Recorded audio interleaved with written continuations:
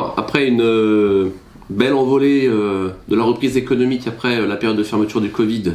l'année 2020 et 2021 ont plutôt été des années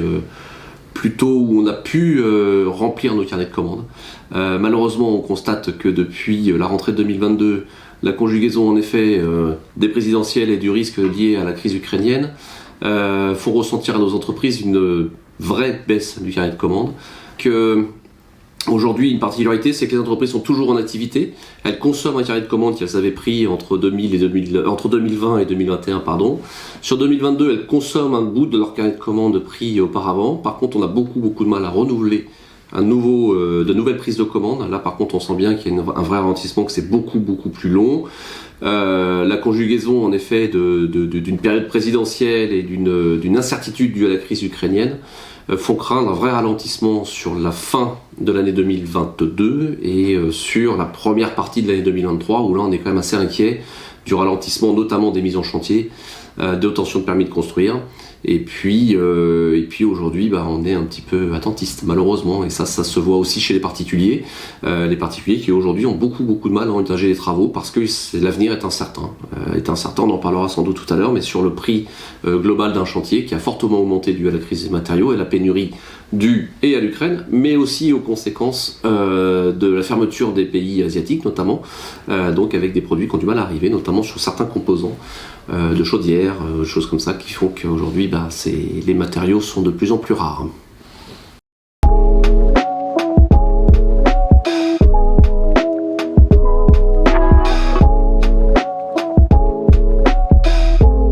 Alors, sur le front de l'emploi,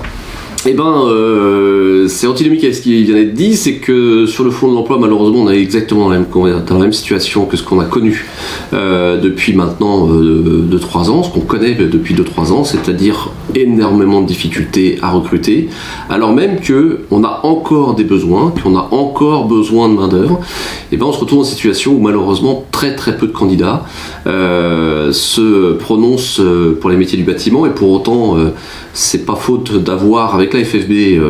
fait en sorte de redorer le blason des métiers du bâtiment et d'avoir favorisé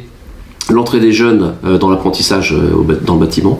mais malheureusement on fait face à de nouvelles difficultés de recrutement, et ça sur à peu près tous les profils de poste, ça va de l'ouvrier de chantier jusqu'au cadre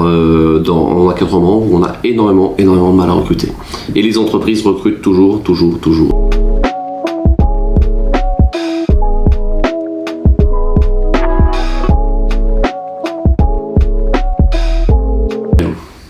Alors, la crise des matériaux, je disais, c'est la résultante de deux sujets. Donc la première, la fermeture de pas mal d'usines chinoises notamment suite au Covid, et on voit bien encore que certains pays de l'Est et de la Chine sont encore fermés. Et puis donc la guerre en Ukraine qui fait aujourd'hui remonter très sérieusement les cours des matériaux qui sont dû notamment à une certaine pénurie des matières premières, mais aussi, et je le dis et je le dénonce avec une assez grande fermeté, des effets d'aubaine aussi qui sont en train de se mettre en place par certains fabricants, et qui font qu'aujourd'hui les prix des matériaux sont en train de monter tout à fait artificiellement. Alors bien entendu, c'est pas le cas pour tous, heureusement, mais il y a beaucoup de secteurs qui sont réellement touchés par la pénurie des matériaux, par l'augmentation gigantesque du prix du pétrole. On a beaucoup de matériaux dans nos métiers qui sont issus de la pétrochimie, donc forcément ça augmente énormément. Beaucoup de métaux ferreux qui augmentent de façon gigantesque. La plus grande fabrication de fer et de métal se fait en Ukraine. On n'a pas de chance, mais c'est comme ça. Et l'usine a été bombardée dans les premiers jours de la crise en Ukraine, donc forcément ça donne un petit peu de raréfaction des produits. C'est la même chose pour le bois. Aujourd'hui, sur la filière des gens qui font du parquet notamment sont aujourd'hui vraiment touchés, parce que les prix sont très importants, et surtout il y a des délais qui sont devenus de plus en plus fous, ce qui fait qu'aujourd'hui, tout ça confondu et sur tous les métiers confondus, aujourd'hui on se retrouve avec des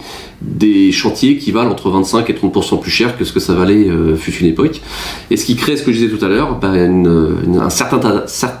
attentisme de nos clients, qui préfèrent reporter leurs projets plutôt que de les payer 25 ou 20 ou 25 ou 30% plus cher. Ils se disent on va laisser passer 6 mois, 1 an, le temps que les choses se calment et le temps que les choses reviennent à la normale. Et c'est ça qui nous fait craindre aujourd'hui une certaine baisse d'activité dans les mois à venir.